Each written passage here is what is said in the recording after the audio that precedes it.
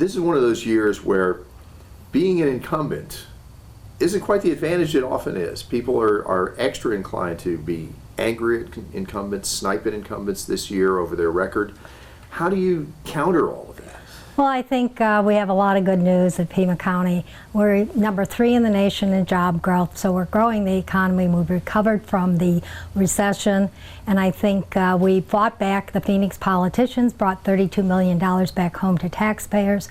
We're able to reduce property tax rates, and so I think all of those say we're headed in the right direction. Maybe incumbency is not a bad thing this year. But in reality, if you look at local elections, all the incumbents have prevailed, so maybe that's counter to the trend nationally. How did you accomplish some of the things you just described? How did we do that? I mean, it was long, hard work. You don't just, economic development just doesn't happen overnight, and it just doesn't happen. We worked with the private sector to develop 3P partnerships, public-private partnerships.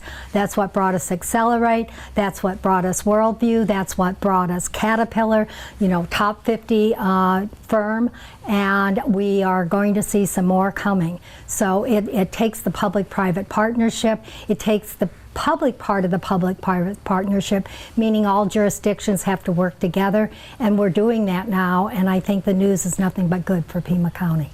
But you have people critical, including one of your other members on the board, critical of some of the incentives to draw in those businesses. The reality is this is not the 20th century when we do economic development. Those communities, those states, those regions that are successful have developed these public-private partnerships. They did it in Huntsville. That's why that missile went to Huntsville instead of staying here at Raytheon here.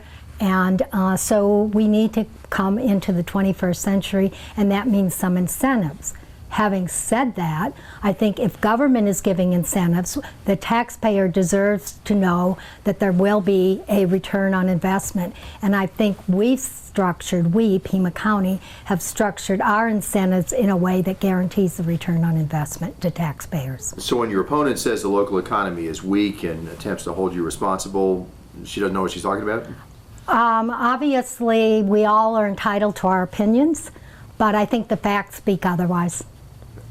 Now, roads are a constant headache and a constant issue. What can you do to improve the road situation, particularly when nobody's welcoming a lot more taxes and gas taxes are declining, or the income from gas taxes is in decline? That's an excellent question, and when I first started in office, the highway user revenue funds, the monies that all the 15 counties use to pay for roads and road maintenance, was at almost 70 million coming back to Pima County. Today it's at 50 million, so we're having to do more with less. I think we've done that. However, is it enough? Absolutely not. And I think that's why we have to look at alternate strategies as a region. And I think that perhaps we can look at the RTA as an example. We passed that sales tax, and maybe taking some of those monies that we were using to build capacity to also do maintenance. But that's going to take going to the state legislature, getting their approval to put it back on the ballot to see what the voters want to do. Because the RTA is supposed to be all about expansion as opposed to maintaining what you already have? Well, that was what, when the sales tax was adopted, that's what it was for. So if we're going to change the mission, we have to go back to the voters and ask for permission. But another reality is, yes, there is a problem in this region. Pima County has a $300 million problem. Region-wide, it's larger than that.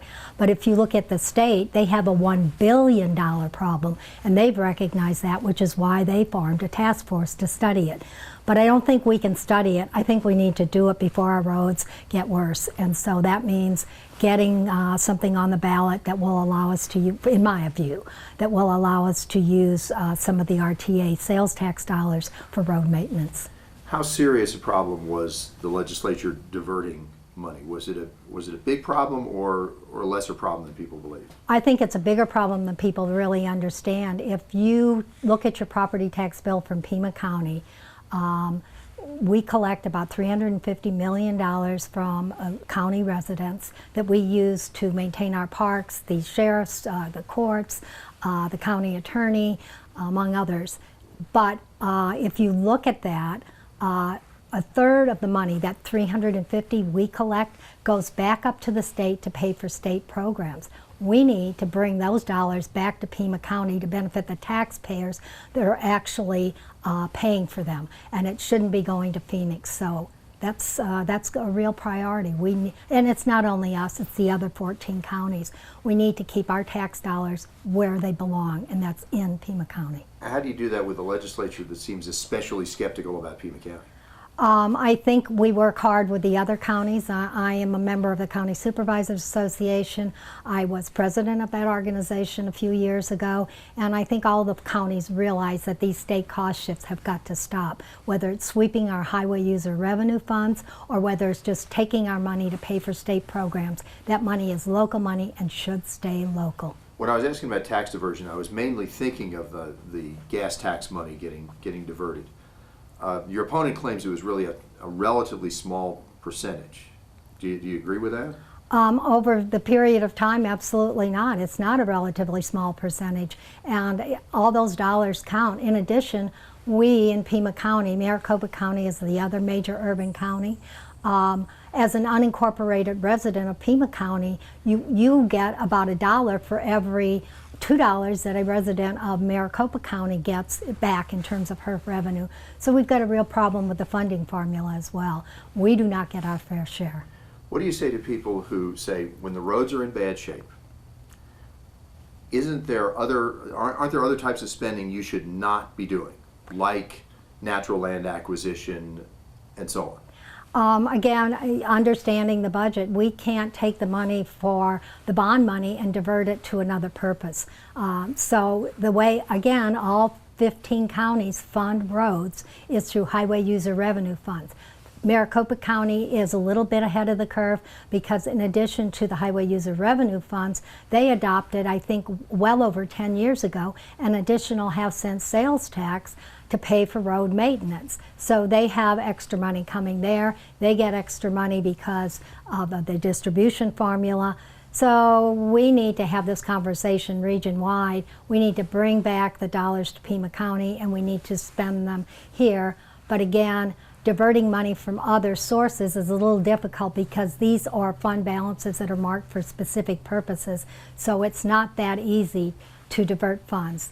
Is there any pocket of money that you have some leeway on, non-bond money that you could just say, roads are really bad, let's use this to try to get out of the hole? Well, we have used some general fund dollars over the last few years to try to deal with the road maintenance issue. But if you look at that, that's an equity issue because we can only use those dollars in Pima County, in unincorporated Pima County, to fix roads. We can't use them in the incorporated jurisdictions, and yet these folks also pay property tax to Pima County. So it's a fairness issue. We know the roads are need work. And we have diverted some revenues, but that's not a permanent solution, and we don't have enough revenues to divert, even if we were to divert additional revenues to deal with the $300 million problem. When people complain about the tax rate, you often hear critics say, Pima County, highest tax rate in the state. Is there a perspective that they're missing on that? Well, it's not the highest tax rate in the state. We may have the highest property tax, although Pinal County is close to us. The reality is you need to compare apples and apples, look at the total tax burden. If you do that, of the 15 counties, we're right in the middle. Maricopa residents pay more in taxes than Pima County residents. Maricopa is right at the top of the curve. This is one of those years where there is a possibility of a change in the balance of power on the board. What do you think of that prospect? I think that if the voters decide and if they want a reverse direction and not move forward as we are growing the economy, growing the tax base, then that's a choice they will make. I think we are headed in the right direction. I think I'm very positive about Pima County, which is why I'm running. I want to keep us headed in that direction. Is it possible that you could have a shift in, say, party affiliation, but some of the folks you get may have some of the same philosophies towards economic development and so on that you all have had. Well, I think my opponent certainly doesn't. She would have voted against Worldview. She would have voted against Accelerate. She is not in favor of incentive packages. So I think you will see a very different economic development picture if the board changes majority or changes with those people running now currently that are really not the pro-economic development strategies that are making us successful now. How has your perspective changed over 20 years? How has my perspective changed? Pima County has gotten more complex, but I think that my district, District 3, is 7,403 square miles. I've got the Tohono O'odham Nation. I have there's 130 miles of border with Mexico. We go to Ajo, Arizona, to the Pinal County line, to the Santa Cruz County line. I have many perspectives because I have many different stakeholders, and I think what has changed since I first was elected is how much I appreciate that diversity and would like to share it with the other residents of Pima County because it's such an incredible district. Do you do some campaigning on the tribal land too? I campaign from Ajo to the Pinal County line to with the nation and certainly City of Tucson, Flowing Wells, so all of those areas, Erivaca, Robles Junction. Yeah, it's an exciting, it's really an exciting district with all kinds of great things happening. Anything you feel like you want to add? No, I'm done.